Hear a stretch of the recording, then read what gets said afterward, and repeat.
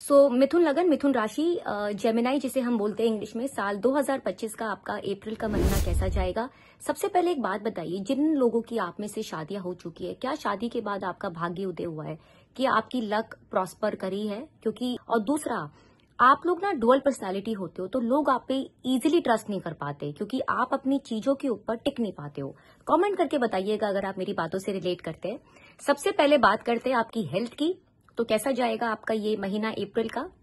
देखिए, आपके जो 6th हाउस के लॉर्ड बनते हैं, वो मंगल बनते हैं, तो वो आपके लगन में बैठे हैं। अगर आप देख सकते हैं अपने चार्ट को, तो Mars is sitting in your first house. Overall it's a good month from the health perspective. Only thing कि आपको थोड़ा सा हेडेक हो सकता है और एट टाइम्स आपको थोड़ा मस्कुलर पेन हो सकता है। तो थोड़ा सा अगर आपका सेडेंट्री लाइफस्टाइल है तो कोशिश करिए कि वॉक करिए, कुछ भी एक्सरसाइज अपनी रूटीन में जरूर लाइए। और काफी टाइम से जिन लोगों को वेट रिलेटेड इश्यूज चल रहे थे या लीवर रिलेटेड इश्यूज चल रहे थे, मई के बाद डेफिनेटली रिलीफ मिलेगा। अगर आप अपना चार्ट देख सकते हैं तो इस टाइम गुरु बैठे आपके 12th हाउस में, तो ये थोड़ा बहुत वेट रिलेटेड इश्यूज देते हैं, उसमें आपको काफी रिलीफ मिलेगा मई के बाद। बात करें अगर हम स्टूडेंट्स की, तो देखिए आपके 5th हाउस के लॉर्ड जो है वो वीनस है, वो इस टाइम पे आपके 10th हाउस में बैठे। अच्छी पोजीशन है, वीनस एक्सॉल्टेड पोजीशन में है, तो कंपेटिटिव एग्जाम्स के लिए भी अच्छा टाइम है, क्रिएटिविटी के लिए भी बहुत अच्छा टाइम है। अगर आप किसी क्रिएटिव लाइन से जुड़े हुए हैं, किसी कम्युनिकेशन की लाइन से जुड़े हुए हैं, जैसे कि आईटी में अगर आप कुछ सीखना चाहते हैं, टेक्नोलॉजी सीखना चाहते हैं, एजुकेशन सेक्टर से अगर आप कुछ पढ़ाई कर रहे हैं, कुछ आर्टिस्टिक सब्जेक्ट से रिलेटेड आप पढ़ाई कर रहे हैं, तो ये काफी अच्छा टाइम है।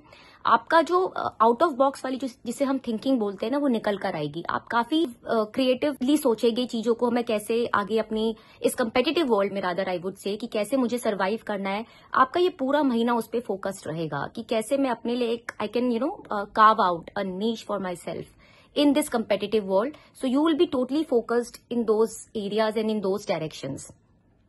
मैं लव लाइफ की बात करूं तो ये महीना थोड़ा सा मिला जुला टाइप्स है।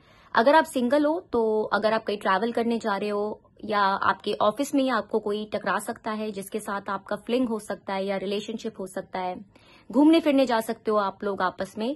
बट देखिए, जब राहु बैठता है शुक्र के साथ, तो एट टाइम्स ना होता क्या है कि कभी कभी ना चीटिंग जैसी चीजें भी होती है कि कोई आपके साथ किसी मतलब से आ रहा है रिलेशनशिप में, ऑफिस के अंदर आपसे काम निकालने के लिए आपसे अच्छी अच्छी बातें कर रहा है, तो थोड़ा सोच समझ के आप रिलेशनशिप में जंप करिएगा। अदरवाइज डिसेंट महीना है। जो लोग ऑलरेडी रिलेशनशिप में हैं, आपस में अच्छा टाइम स्पेंड करेंगे, कम्युनिकेट करेंगे चीजों को, आपस में घूमने फिरने जा सकते हैं माउंटेन्स पे या किसी स्पिरिचुअल प्लेस पे या शांति वाली जगह पे। तो ओवरऑल ठीक है महीना for the love couples.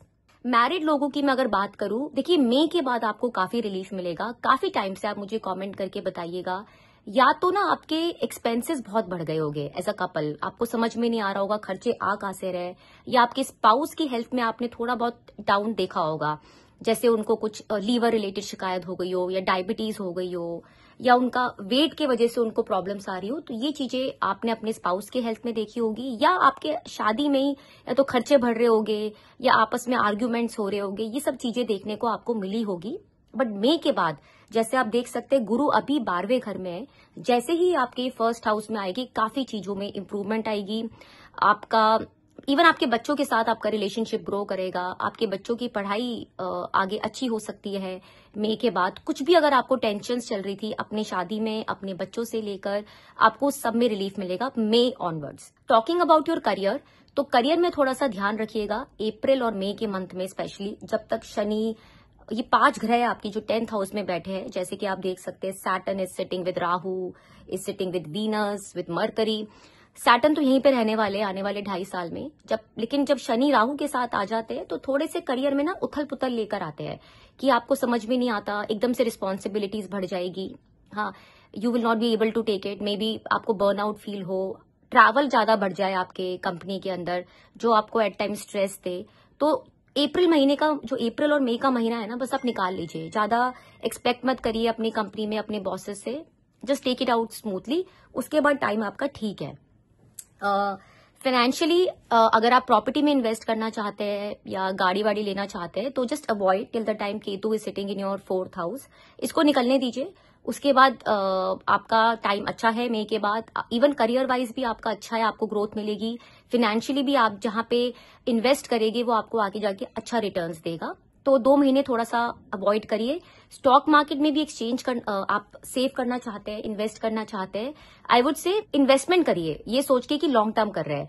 Short term पे मत जाइएगा अप्रैल और मई के महीने में, वरना लॉसेस हो सकते हैं।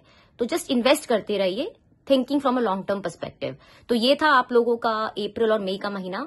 और कुछ इंटरप्रिटेशंस जेनरिक होती है, रीजन भी मैंने आपका चार्ट नहीं देखा।